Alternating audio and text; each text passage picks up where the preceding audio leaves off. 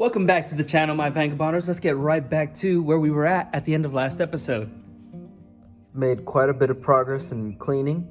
Still have to OSPO the rust to make sure that it is neutralized before the POR 15. But I do reckon it is time to deal with these issues here and these issues here.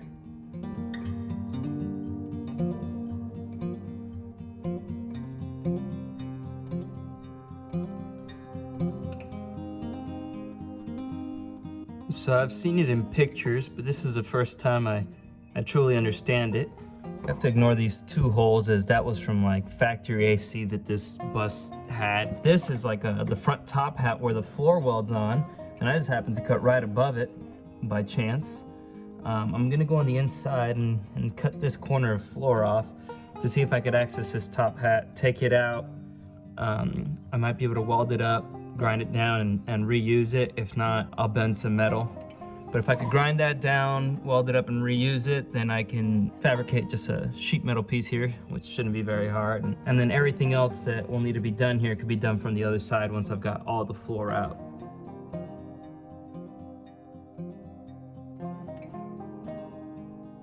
So I already know I'm gonna have to remove all this cargo floor, but I'm considering doing it pretty soon now so that I have access to the back of both of these.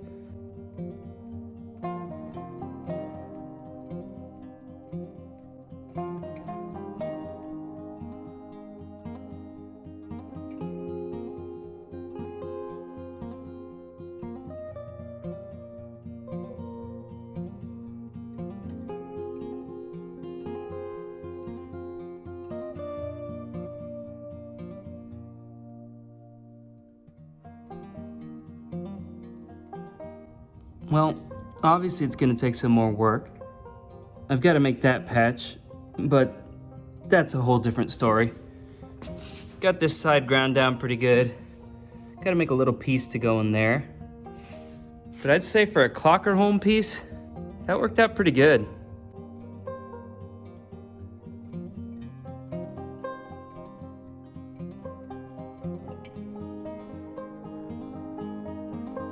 As you can see, a year ago when I did these welds, they were nowhere near as good as the ones I have now, so I'm gonna grind some of this down, then weave across, and get this side all sealed up too. Of course, all of this is for the purpose of, at least from this part of the bus forward, we'll have zero rust, zero. It's almost ready to be undercoated and painted. So I know it doesn't look that amazing, but that's because it's been prepped with OSPO, which neutralizes the rust before you go ahead and do the POR 15. So give it a chance, and we'll see what it looks like once it's all painted. The wide angle shot of it, you can see the difference in the frame here versus the frame back there. It's taken a lot of scrubbing and a lot of work, that's for sure.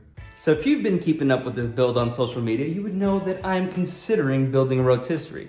Now why, you may ask? Well, I've spent the last week down here getting rust in my face, trying to get everything rust free, and I'm just about over laying on my back to work on the bottom of the bus because there's so much more rust to deal with back there.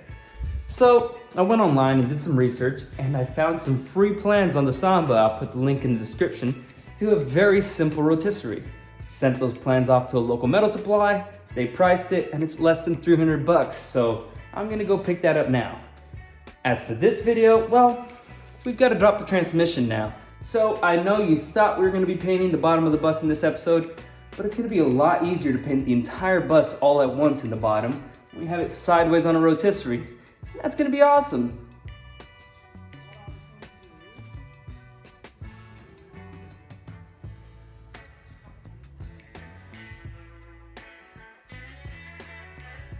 We are going to be dropping this transmission in preparation, which shouldn't be too big of a deal. So we'll get right into it.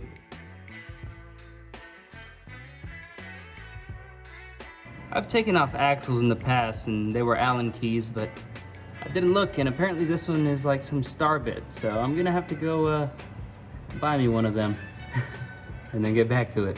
I have confirmed online, it is an 8mm triple square. So gonna have to go buy an 8mm triple square, and I'm pretty sure I could only buy a kit for like 26 bucks with all the other sizes as well. I just went to 4 different auto parts to find this tool. Crazy. Order it online. Do yourself a favor ahead of time. Just order it online. Due to the only size 8mm I could find was this long extendo, I was able to get all of them loose except this top one because, you know, the angle of the CV joint, or the axle rather. And I can't rotate this wheel without lifting up the bus, which is precariously placed on bricks. So I just keep running into obstacles. I'm gonna have to jack this thing up to rotate it just a little bit to be able to get this one. And yeah, try to get a short one. Well, I found an easier solution. Remember, ladies and gentlemen, use physics to your advantage. Over a long distance, the angle is not too bad. I didn't strip it, so we're gonna be okay. We're gonna be A-okay. This is a wiggle. A little scary. But I guess, you know, at least it had some goop in it. But now I gotta catch the goop with something. Oh no. We got a goop spillage. All right, so I just got my shifter linkage removed, which is completely dickered. You'll get a good look at that after. You just remove this little square 8mm head. Easy peasy. I believe all that's left is, I already disconnected the clutch cable. Should be, yeah, it's clear. Axle's free. This electrical wiring isn't hooked to anything. Well, I could just pull that off. I'll do that now. I believe it's just these 2 in the back and the 2 in the front. And then I could just drop it.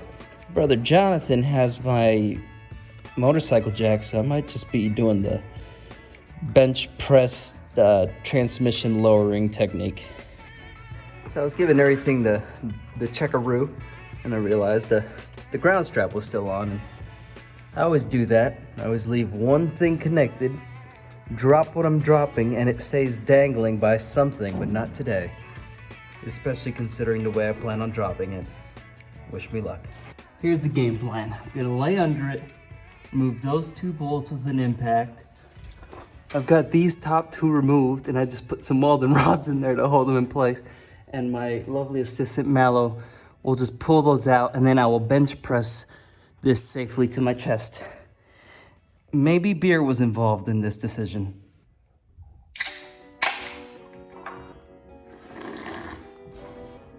Let's get it. Oh, you're just in time, my lovely assistant. All you gotta do is when I tell you, you see these little pins right here? You just grab them and just pull them. All right? But don't do it before I tell you. Grab it with Take your hands, just grab and pull. Yeah, don't look so excited about it. Actually, that one's kind of pointless, so just grab that one. When I tell you, though.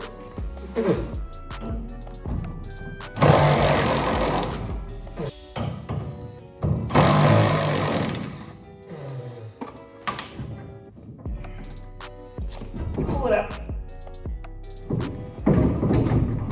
Come on.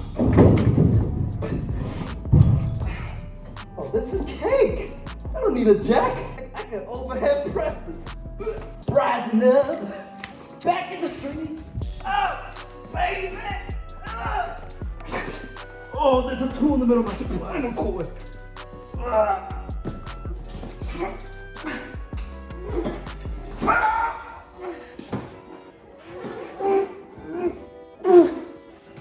Okay. I overestimated my ATP. We're gonna put it down. That's enough. Well, transmission's out. We've got pretty much everything stripped off this thing that's gonna need to be stripped off this thing. Got a bit to clean up. But that's about wrapping it up for this week's episode. Stay tuned if you wanna see a DIY on how to create your own rotisserie on a budget. Under 300 bucks worth of materials. The plans I used are on the Samba for free.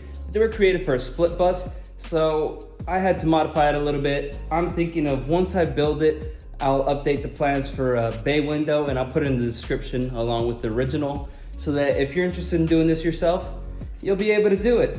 But as it stands, it's the end of today's episode. It is Mallory's birthday, so wish her a happy birthday. And I'll see you on Wednesday with hopefully the bus and a rotisserie. Got a lot to do in a little bit of time, so wish me luck. Thanks for watching. Make sure to subscribe if you love these videos. Leave a comment, I'll read them all. Hit the like button. All the things that you're supposed to do, you already know. Do them. I love you all. See you in the next one.